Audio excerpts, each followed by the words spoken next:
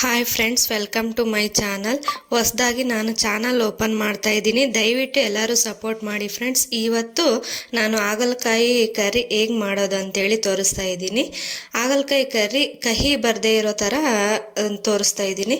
ಹಾಗಲಕಾಯಿ ಕಹಿ ಬರಬಾರ್ದು ಅಂದರೆ ಮೇಲೆ ಈ ಥರ ಸಿಪ್ಪೆ ಎಲ್ಲ ತೆಗಿಬೇಕು. ಸಿಪ್ಪೆ ತೆಗಿಯೋದ್ರಿಂದ ಕಹಿ ಅನ್ನೋದು ಬರೋದಿಲ್ಲ.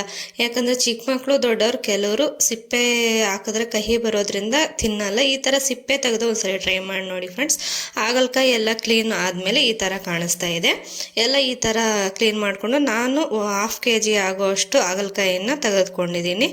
ಆ ನಂತರ ಇದನ್ನು ಕಟ್ ಮಾಡಿ ಒಳಗಡೆ ಇರೋ ಬೀಜ ಸಮೇತ ರಿಮೂವ್ ಮಾಡಬೇಕು. ನೋಡಿ, ಈ ಥರ ಇಲ್ಲಿ ಮಾಡ್ತಾ ಇದ್ದೀನಲ್ಲ, ಈ ಥರ ಬೀಜ ಸಮೇತ ತೆಗಿಬೇಕು. ಆವಾಗ ನಮಗೆ ಈ ಥರ ಕಾಣಿಸುತ್ತೆ, ಈ ಥರ ಕ್ಲೀನಾಗಿರುತ್ತೆ. ಅದೇ ಸಮೇತ ಎಲ್ಲ ಹಾಗೆ ಮಾಡ್ಕೊಳ್ಳಿ. ಎಲ್ಲ ಬೀಜಗಳನ್ನ ತೆಗೆದು ಕ್ಲೀನ್ ಮಾಡಿ ಇಟ್ಕೊಂಡಾದ ನಂತರ ಸ್ವಲ್ಪ ಒಂದು ಬೌಲ್ಗೆ ಉಪ್ಪು, ಚಿಟಿಕೆ ಅರಿಶಿನ ಹಾಕ್ಕೊಂಡು ಸಪ್ರೇಟಾಗಿ ಇಟ್ಕೊಂಡಿದ್ದೀನಿ ಫ್ರೆಂಡ್ಸ್. ಇವಾಗ ಇದನ್ನು ಚಿಕ್ಕ ಚಿಕ್ಕದಾಗಿ ಪೀಸಾಗಿ ಕಟ್ ಮಾಡಿಬಿಟ್ಟು ಆ ನೀರಿಗೆ ಸೇರಿಸ್ತೀನಿ. ನೋಡಿ, ಈ ಥರ ಚಿಕ್ಕ ಚಿಕ್ಕದಾಗಿ ಪೀಸ ಮಾಡಿಕೊಂಡು ಆ ನೀರಿಗೆ ಸೇರಿಸಿದ್ದೀನಿ. ಇದಕ್ಕೆ ಯಾಕಂದರೆ ಈ ಥರ ನೀರಲ್ಲಿ ನೆನೆಸೋದು ಕಹಿ, ಇನ್ನು ಸ್ವಲ್ಪ ಕಹಿ ಏನಾದರೂ ಇದ್ದರೆ ಅದು ಕೂಡ ರಿಮೂವ್ ಆಗುತ್ತೆ, ಚೆನ್ನಾಗಿ ಕ್ಲೀನ್ ಆಗುತ್ತೆ ಹಾಗಲಕಾಯಿ.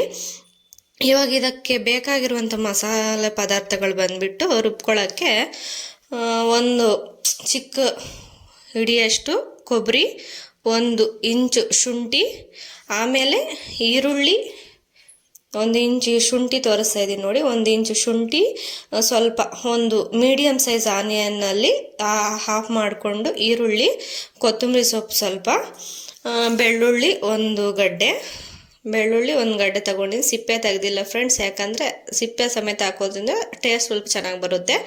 ಗಸಗಸೆ 2 ಲವಂಗ, 1/2 ಇಂಚು ಚಕ್ಕೆ ತಗೊಂಡಿದ್ದೀನಿ. 1/2 ಇಂಚು ಸಾಕಾಗುತ್ತೆ. ಒಂದು ದೊಡ್ಡ ಸೈಜ್ ಅಷ್ಟು ಟೊಮೊಟೊನು ತಗೊಂಡಿದ್ದೀನಿ. ಇದನ್ನೆಲ್ಲ ಇವಾಗ ಮಿಕ್ಸಿಗೆ ಹಾಕಿ ರುಬ್ಕೋಬೇಕು ಫ್ರೆಂಡ್ಸ್. ಮಿಕ್ಸಿಗೆ ಹಾಕಿ ರುಬ್ಕೊಂಡ ನಂತರ ಒಗ್ಗರಣೆಗೆ ಇಟ್ಕೊಂಡು ಮಾಡೋಣ. ಇದು ಮಿಕ್ಸಿಗೆ ಹಾಕಿ ನೋಡೋಣ ಫ್ರೆಂಡ್ಸ್. ಇದೆಲ್ಲ ಮಿಕ್ಸಿಗೆ ಹಾಕ್ತಾಯಿದ್ದೀನಿ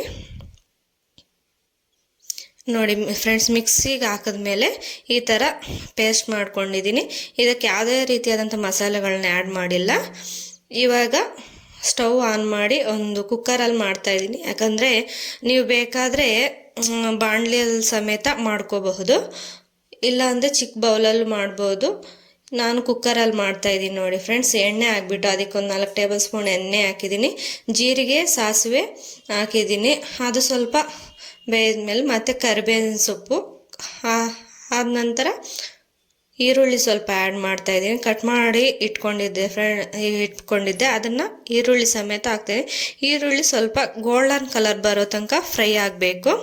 ಸ್ವಲ್ಪ ಗೋಲ್ಡನ್ ಕಲರ್ ಬರೋ ತನಕ ಸ್ವಲ್ಪ ಕಲಿಸ್ಬಿಟ್ಟು ಫ್ರೈ ಮಾಡ್ತಾ ಇರಬೇಕು.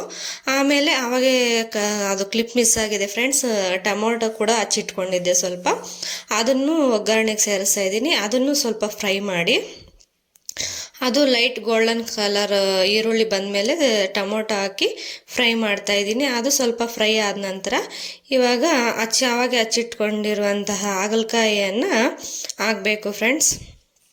ಅದು ಇವಾಗ ಸ್ವಲ್ಪ ಎಣ್ಣೆಯಲ್ಲಿ ಫ್ರೈ ಆಗಲಿ ಅಂತೇಳಿ ಬಿಟ್ಟಿದ್ದೀನಿ. ಈ ಹಾಗಲಕಾಯಿಯನ್ನು ಹಿಂಗೆ ತೊಳ್ಕೊಂಡ್ಬಿಟ್ಟು ಹಾಕ್ತಾಯಿದ್ದೀನಿ ಒಗ್ಗರಣೆಗೆ. ಈ ಹಾಗಲಕಾಯಿ ಕೂಡ ಸ್ವಲ್ಪ ಎಣ್ಣೆಯಲ್ಲಿ ಒಂದು 2 ನಿಮಿಷ ಫ್ರೈ ಆಗಬೇಕು ನೋಡಿ. ಇನ್ನು ಆ್ಯಡ್ ಮಾಡ್ತಾಯಿದ್ದೀನಿ ಇದಕ್ಕೆ. ಯಾಕಂದರೆ ಈ ಥರ ಕುಕ್ಕರಲ್ಲಿ ಮಾಡೋದ್ರಿಂದ ಸ್ವಲ್ಪ ಫಾಸ್ಟಾಗಿ ಕರಿನೂ ಆಗುತ್ತೆ, ಬೇಗ ಬೆಳಗ್ಗೆ ಇಲ್ಲ, ಮತ್ತು ನಮಗೂ ಟೈಮ್ ಸ್ವಲ್ಪ ಸೇವ್ ಆಗುತ್ತೆ ಕುಕ್ಕರಲ್ಲಿ ಮಾಡೋದ್ರಿಂದ. ಒಂದು 2 ವಿಷಲ್ ಕೂಗಿಸೋ ಅಷ್ಟೊತ್ತಿಗೆ ಕರಿ ಆಗೋಗಿರುತ್ತೆ.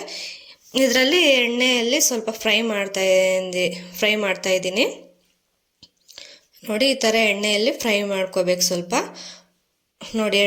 ಎಣ್ಣೆ ಸ್ವಲ್ಪ ಅದಕ್ಕೆ ಇದಾಗಬೇಕು, ಸ್ವಲ್ಪ ಫ್ರೈ ಮಾಡ್ಕೋಬೇಕು. ಇವಾಗ ಸ್ವಲ್ಪ ಒಂದು ಚಿಟಿಕೆ ಅಷ್ಟು ಅರಿಶಿಣ ಪುಡಿ ಹಾಕ್ಬೇಕು ಇದಕ್ಕೆ. ಅರಿಶಿಣ ಪುಡಿ ಯಾವಾಗ ನೀರಲ್ಲಿ ಹಾಕಿದ್ವಿ, ಆದರೆ ಇಲ್ಲಿ ಒಗ್ಗರಣೆಗೆ ಸ್ವಲ್ಪ ಹಾಕಿದ್ವಿ, ಅದು ತೊಳೆಯೋಕ್ಕೆ ಹಾಕಿದ್ವಲ್ಲ. ಈಗ ಒಗ್ಗರಣೆಗೆ ಸ್ವಲ್ಪ ಅರಿಶಿಣ ಪುಡಿ ಹಾಕಬೇಕು. ಅರಿಶಿಣ ಪುಡಿ, ಸ್ವಲ್ಪ ಸಾಲ್ಟ್, ನಮಗೆ ರುಚಿಗೆ ತಕ್ಕಷ್ಟು ಸಾಲ್ಟನ್ನು ಆ್ಯಡ್ ಮಾಡ್ಕೋಬೇಕು. ಆ್ಯಡ್ ಮಾಡ್ಕೊಂಡಾದ ನಂತರ ಸ್ವಲ್ಪ ಇನ್ನೂ ಸ್ವಲ್ಪ ಒಂದು ನಿಮಿಷ ಎಣ್ಣೆಯಲ್ಲಿ ಫ್ರೈ ಆಗೋ ಥರ ಕಲಿಸ್ತಾ ಇದ್ದೀನಿ ನೋಡಿ. ಈ ಥರ ಮಾಡೋದ್ರಿಂದ ನಮಗೂ ಟೈಮ್ ಸೇವ್ ಆಗುತ್ತೆ. ಸ್ವಲ್ಪ ಬೇಗ ಕುಕ್ಕರಲ್ಲಿ ಮಾಡೋದ್ರಿಂದ ಸ್ವಲ್ಪ ಚೆನ್ನಾಗಿರುತ್ತೆ. ನಾವು ಸಪ್ರೇಟಾಗಿ ಕುದಿಸಿ ಆಮೇಲೆ ಬಾಣಲಿ ಇಟ್ಬಿಟ್ಟು ಆಮೇಲೆ ಅದೆಲ್ಲ ಒಗ್ಗರಣೆಗೆ ಹಾಕಿ ಮಾಡೋದು ಲೇಟ್ ಪ್ರೋಸೆಸ್ ಅನಿಸುತ್ತೆ. ಈ ಥರ ಇದರಲ್ಲೇ ಡೈರೆಕ್ಟಾಗಿ ಕುಕ್ಕರಲ್ಲಿ ಮಾಡಿದ್ರೆ ನಾವು ಸಪ್ರೇಟಾಗಿ ಬೇಯಿಸ್ಕೊಳ್ಳೋ ಅವಶ್ಯಕತೆ ಇರಲ್ಲ. ಅದಕ್ಕಂದ್ರೆ ನಾನು ಡೈರೆಕ್ಟಾಗಿ ಕುಕ್ಕರಲ್ಲಿ ಸಿಂಪಲಾಗಿ ಮಾಡೋದು ಹೇಗಂತೇಳಿ ತೋರಿಸ್ತಾ ಇದ್ದೀನಿ. ಇದಕ್ಕೆ ಆವಾಗ ರುಬ್ಕೊಂಡಿರುವಂತಹ ಮಸಾಲೆಯನ್ನು ಆ್ಯಡ್ ಮಾಡಿದ್ದೀನಿ. ಆ ಮಸಾಲೆ ಜೊತೆಗೆ ಆವಾಗೇ ಏನು ಸ್ಪೈಸಸ್ ಆ್ಯಡ್ ಮಾಡಿರಲಿಲ್ಲ. ಅದಕ್ಕೆ ಇವಾಗ 1/2 ಟೀ ಸ್ಪೂನ್ ಖಾರದ ಪುಡಿ, ಹಾಗೆ ಧನಿಯಾ ಪುಡಿ 1.5 ಟೀ ಸ್ಪೂನ್ ಹಾಕ್ತಾಯಿದ್ದೀನಿ. ಧನಿಯಾ ಪುಡಿನೂ ಏನು ಆವಾಗ ಸೇರಿಸಿರಲಿಲ್ಲ, ಸೊ ಬರೀ ಇದು ಮಾತ್ರ ರುಬ್ಕೊಂಡಿದ್ವಿ. ಇವಾಗ ಧನಿಯಾ ಪುಡಿ 1.5 ಸ್ಪೂನ್ ಹಾಕಿದ್ದೀನಿ.